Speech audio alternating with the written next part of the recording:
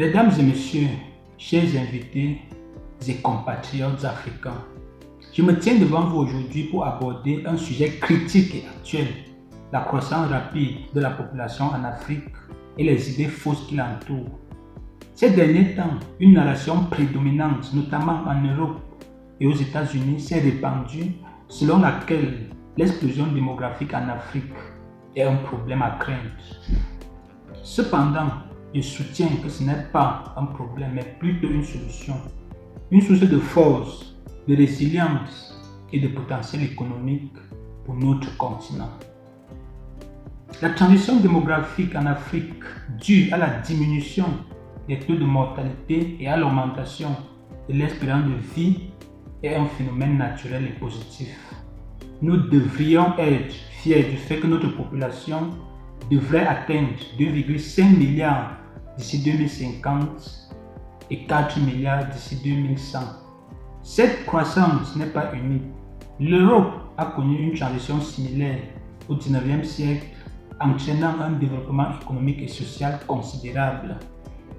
Un mythe persistant entourant la population en Afrique est la crainte de la surpopulation basée sur la fausse idée que les ressources de la planète s'épuisent. Cette notion est alimentée par des préjugés profondément enracinés et le racisme. Il est crucial de remettre en question la fiabilité des données car les recensements en Afrique sont sporadiques et les organisations internationales acceptent souvent ces données sans les scruter. Néanmoins, la croissance de la population en Afrique est une réalité et nous devrions l'accepter comme une bénédiction plutôt qu'un fardeau. Je voudrais attirer votre attention sur le cas remarquable du Rwanda. Malgré une histoire tragique marquée par le génocide en 1994, la population du Rwanda a doublé et le pays témoigne d'une croissance économique et d'un développement réussi. La leçon ici est claire. La croissance démographique peut stimuler le progrès économique lorsqu'elle est accompagnée d'une gouvernance efficace, du développement des infrastructures et de l'investissement dans les marchés intérieurs.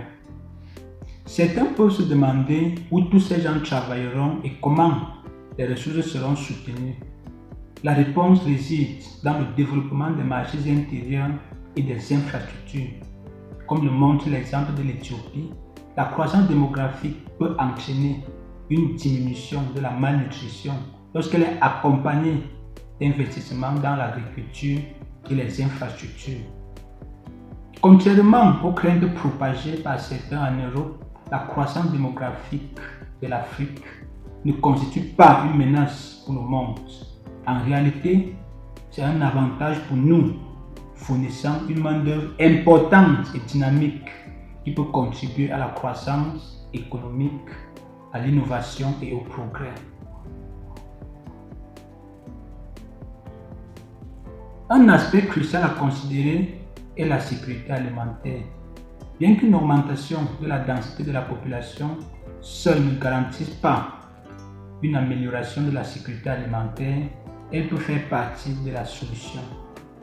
Les infrastructures, les solutions de gouvernance et les investissements sont des composants essentiels qui, associés à la croissance démographique, peuvent résoudre le problème de la faim en Afrique.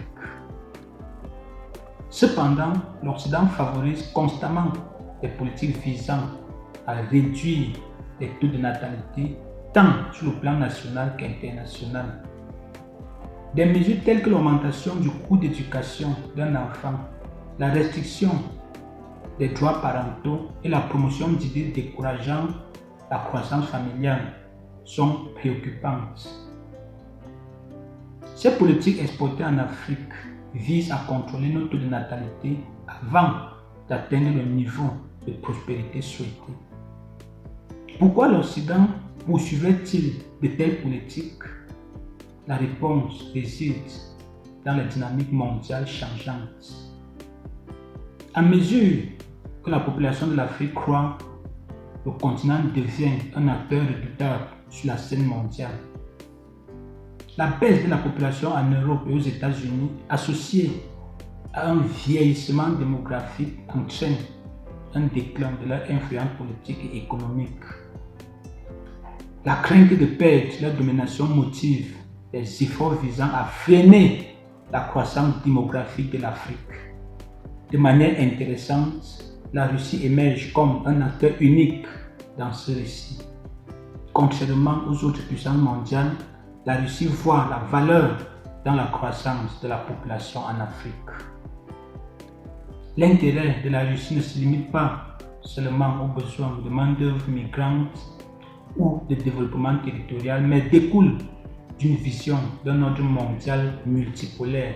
Un monde avec de multiples centres d'influence correspond aux intérêts de la Russie et l'Afrique, avec sa population croissante, devient un acteur significatif dans cette vision.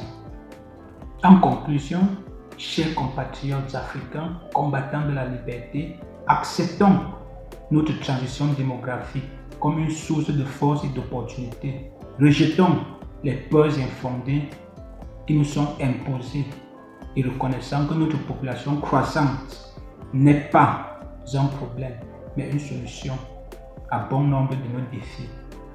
En avançant, bâtissons sur le succès des nations comme le Rwanda, investissons dans nos marchés intérieurs et travaillons vers une Afrique prospère et renforcée. Et à la Russie, nous exprimons notre gratitude pour avoir reconnu la valeur de notre croissance et pour être un défenseur d'un ordre mondial multipolaire.